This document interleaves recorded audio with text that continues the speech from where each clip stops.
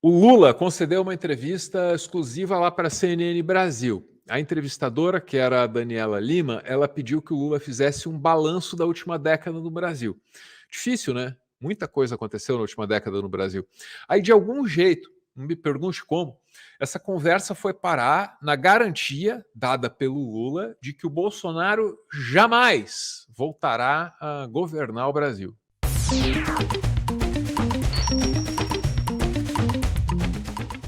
A gente vai ver um pedacinho, pelo menos, na entrevista que o Lula deu para a CNN, aí vamos pontuando isso aí com os comentários da Ana, né?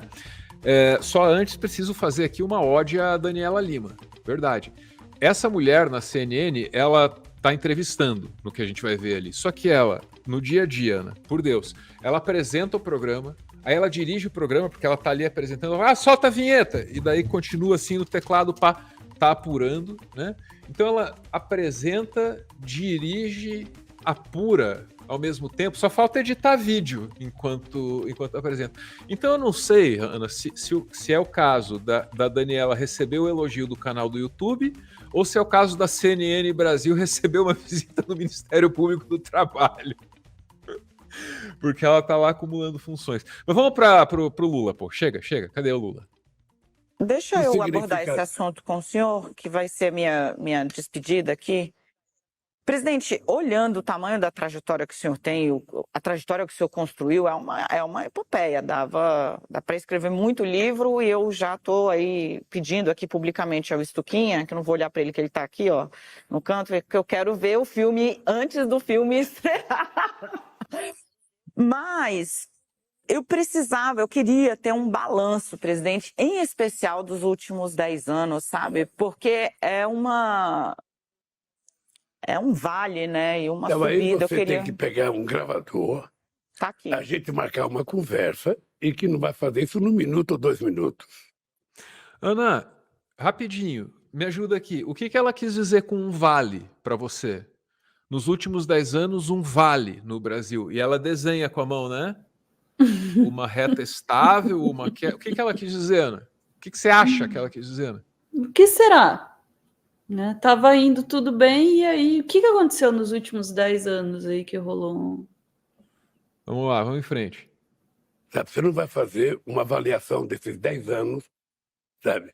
O que eu acho que muitas vezes as pessoas deixam de perceber é a importância do PT na política brasileira. Getúlio Vargas foi presidente durante 15 anos e ele conseguiu criar o PTB, que era muito diferente do PT que nós criamos.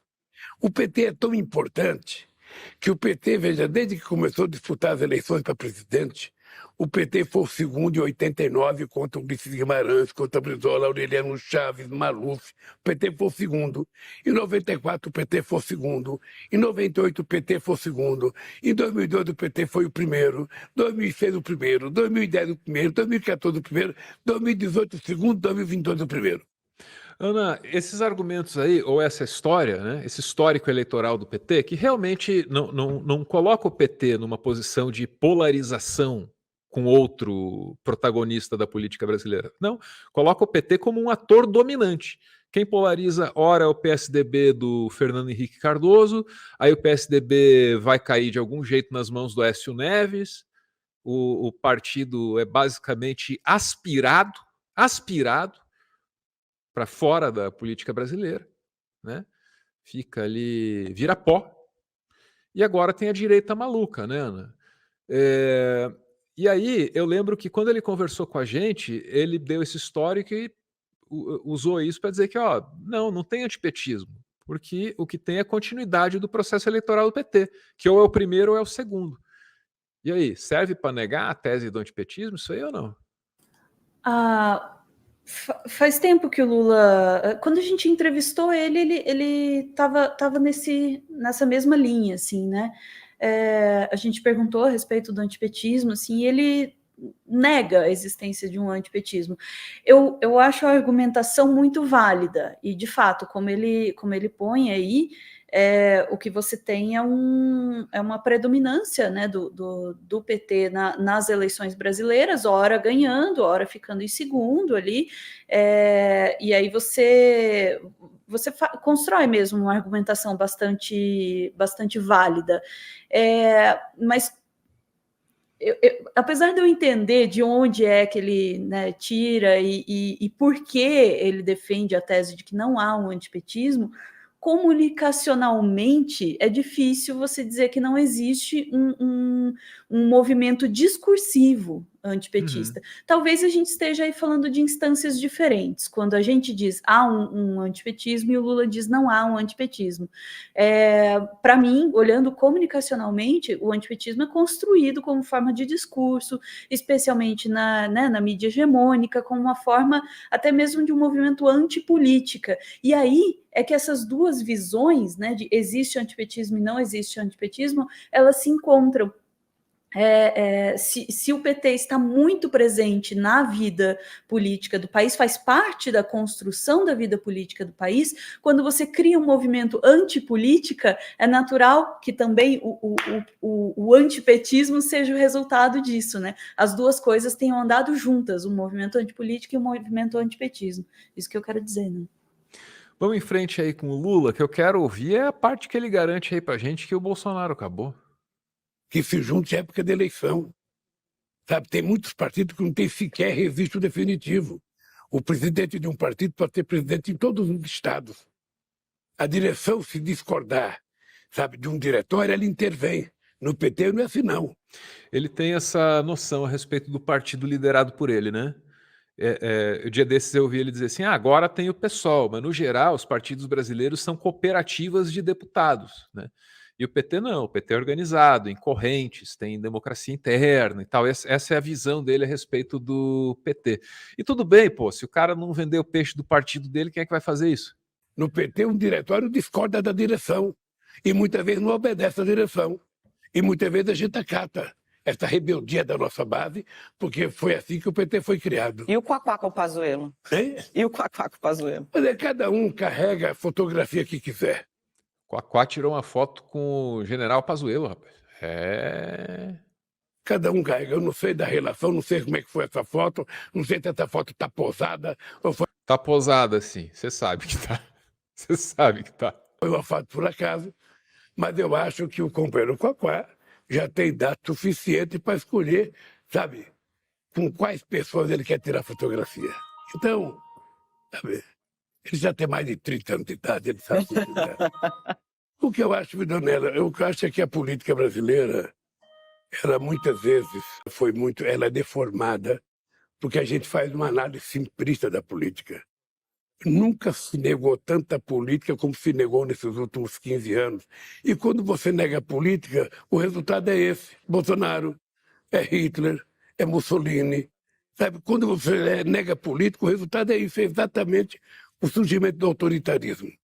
Foi assim que o Hitler cresceu, foi assim que o fascismo surgiu no mundo, e foi assim que o Bolsonaro. Porque se você cobrisse o Congresso Nacional, você poderia perguntar para 1000 pessoas, o Bolsonaro jamais apareceria com possibilidade de ser presidente da República. E ele construiu uma indústria de mentiras, a mais poderosa indústria de mentiras que eu já vi na vida, sabe? Uma cópia fiel daquilo que foi o Trump nos Estados Unidos, e ele vai voltar mentindo, porque ele não sabe contar a verdade.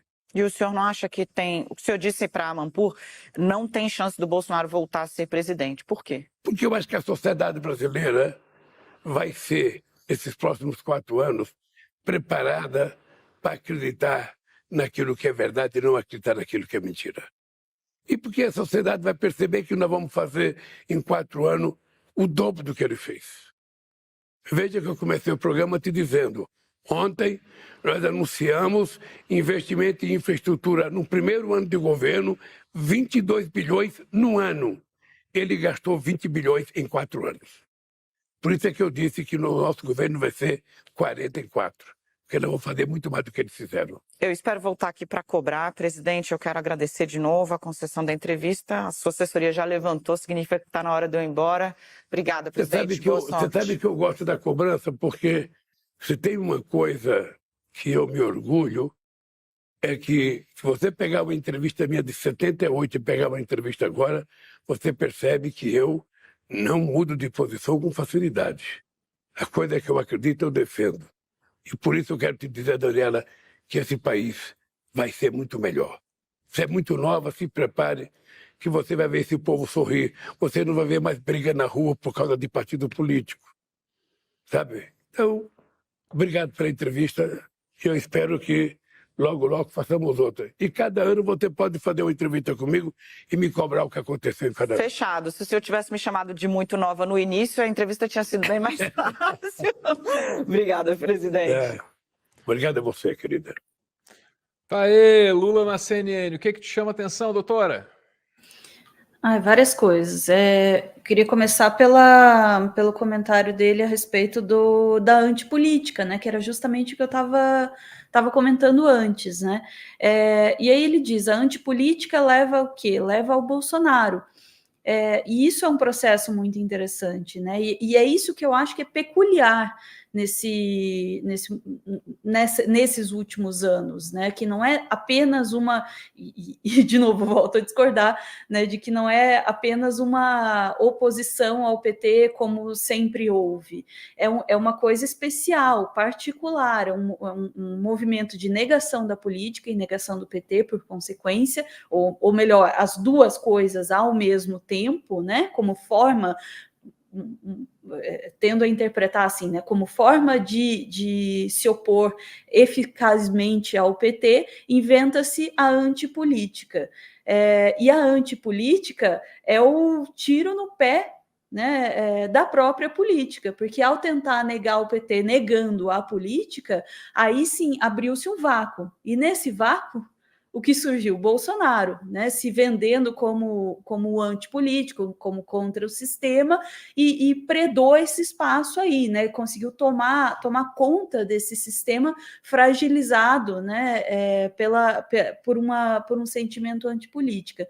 Então, acho que faz todo sentido, mas, de novo, acho que esse ponto só reforça, né, o quão fundamental foi um pensamento antipolítica e anti-PT para a ascensão do bolsonarismo, né, que é basicamente, né, a ascensão de um sentimento, aí sem querer fazer jabá do nosso livro, né, mas já meio que fazendo, de um sentimento do idiota, que é aquele, se você lê o livro, você vê ali logo no comecinho, o idiota é aquele que quer, lá para os gregos, né, é aquele que quer fazer parte da política, mas quer ficar de fora dela. E é basicamente isso que o bolsonarismo faz, né? Sou antipolítica, sou tão antipolítica que eu vou lá eleger um cara que se diz antipolítica. Enfim, talvez eu esteja me fixando aqui numa parte menos comentada, claro, né, dessa entrevista, porque tende a ser, né, uma parte que a gente vem batendo já há algum tempo. Mas a parte que chama mais atenção, obviamente, é quando ele menciona a possibilidade do Bolsonaro não voltar nunca mais, que o Celsius não voltar nunca mais para a vida política. Apesar de ser um certo alento, né, para quem viveu os últimos anos ouvir isso, assim, que Bolsonaro nunca mais volte para a vida política, essa frase hoje ela tem um significado um pouco diferente, porque eu comecei a ver já circular por aí falas no sentido de, olha, talvez Bolsonaro não seja preso, mas ele pode ficar inelegível. E você não se contenta com isso? Não. Teu espírito punitivista não vai abrir essa concessão. Você quer ver cadeia. Não, para além dos meus desejos, sim, eu gostaria de ver, né, o Bolsonaro pagar pelos seus crimes, mas para além dos meus desejos, eu acho que não prender Bolsonaro, apenas torná-lo inelegível, em primeiro lugar, é uma injustiça. Com todas as vidas que foram ceifadas pelas ações dele, né, por toda a tragédia, por toda a desgraça que o Bolsonaro no poder representou. Eu considero uma injustiça. Em segundo lugar, porque isso deixa um recado muito firme para as pessoas, né, para todo mundo que ainda está vivo, né, de que, sabe, não há consequências, de que o meio político protege a si mesmo, de que pode-se, de fato, fazer tudo nesse país desde que você tenha poder, de que há impunidade, basicamente. Então, eu acho que não basta mesmo, é preciso responder pelos atos, né? E só eu odeio essa palavra, inegibilidade. Enfim, deixá-lo inelegível já difícil o suficiente. Já é o suficiente. Não, mas não é o suficiente, apesar da palavra ser difícil o suficiente, não é o suficiente para que se faça justiça. E, em último lugar, também, por que isso não é o suficiente? É porque diz também que não apenas Bolsonaro, mas seu entorno ficará impune e livre para se eleger. O bolsonarismo não se encerra no Bolsonaro. Ou se corta a coisa pela raiz e realmente se pune quem tem que punir e se estabelece a ordem nesse país, ou o bolsonarismo vai voltar, se pá, aí na forma de pessoas da mesma casa dele se candidatando nas próximas eleições. Isso aí. Quero ver tirarem a jogabilidade do Bolsonaro.